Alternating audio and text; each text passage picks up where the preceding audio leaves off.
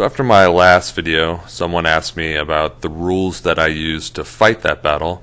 The rules I use are To the Strongest by Simon Miller. So I figured I would make a video that was an overview of the rules, how I felt about them, and then give a brief tutorial on how to move and what combat looks like. And so that's what I'm going to do today. Now, I personally love these rules. They're one of those few rule sets that are easy to pick up but hard to master. I think these rules do a great job of cutting through a lot of the fat, a lot of the minutia that some rule sets have, especially when dealing with movement and combat. And so I think these rules are excellent at getting people into wargaming who have either no or little experience. It's a great way to get their foot into the door of the hobby. I personally got into these rules by looking for an easy system that I could use to simulate a battle with my students. I'm a Latin teacher. I wanted to fight a battle, and I knew that all the other rule systems that I had at home were just too complex. They wouldn't allow me to give just a brief overview of the rules and then get into actually playing the battle. All the complexity of those rules would require way too much time and preparation for my students. So looking around, I found these rules, and really they are so easy that just a few minutes explanation, a little reference sheet, and people can get right into the battle, which is what you want. And the way in which To the Strongest simplifies things are in those two really contentious areas of wargaming, in the realm of movement and combat. Movement To the Strongest is based on a grid system. So for me, I have a 15mm grid on which I will be able to move my troops without any rulers. I always felt it was kind of ridiculous. I had to bring a protractor in order to wheel my troops here. You don't have to worry about that. They snap to the grid.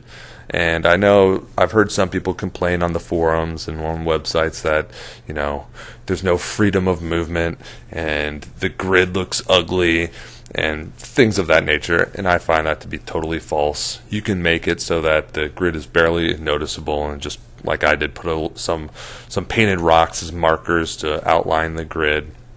And I felt with a lot of other systems, even though you had freedom of movement, it was mostly you're lining up your infantry, you're marching forward, you're engaging another enemy, you're maybe getting on the flanks and attacking at a 90-degree angle. It looked almost identical to what you will see in a To the Strongest battle. So really don't let the grid be a deterrent. It doesn't play like a board game. It feels just like any other war game. It's just easy, it's simple. You move, you don't fight over if you're in range for a charge or not. It's just great. To the Strongest also simplifies, in a good way, the combat that takes place in a war game. Most wargaming systems have troops rolling different dice depending on their combat ability, their experience, the weapons that they hold, and so you have to have this complex chart of how many dice you get to roll for every different unit. To the Strongest eliminates that. All right, basically everyone's going to be hitting on either a 6 or an 8. You only have two numbers to remember. Very simple. And what differentiates the troops and their kind of combat ability is their save value. So elite troops, you can save them on a lower value, have to draw a lower card than, let's say, a peasant troop, which will require a higher card in order to avoid casualties. So there's only really one set of numbers you have to pay attention to differentiate your troops. And simplifying these two areas is done so effectively, I really don't feel that the combat or movement are hampered or it limits the depth of the rule system. Really, it just cuts out the unnecessary complexity that I feel too many war games now are including in their rules just for the sake of realism, and they end up feeling anything but.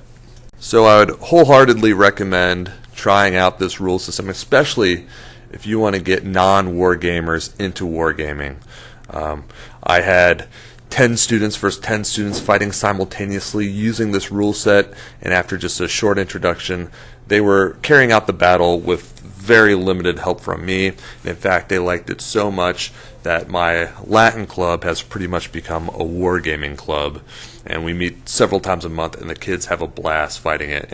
And so now I'll just give you kind of a brief glimpse of how the rules work in action. I'll probably show one round of movement and one round of combat. We'll have just a small little army of Romans versus some Germans, just to give an idea of what it will look like while you're playing it. And so we'll start off first with talking about what commands are and how you break up your armies.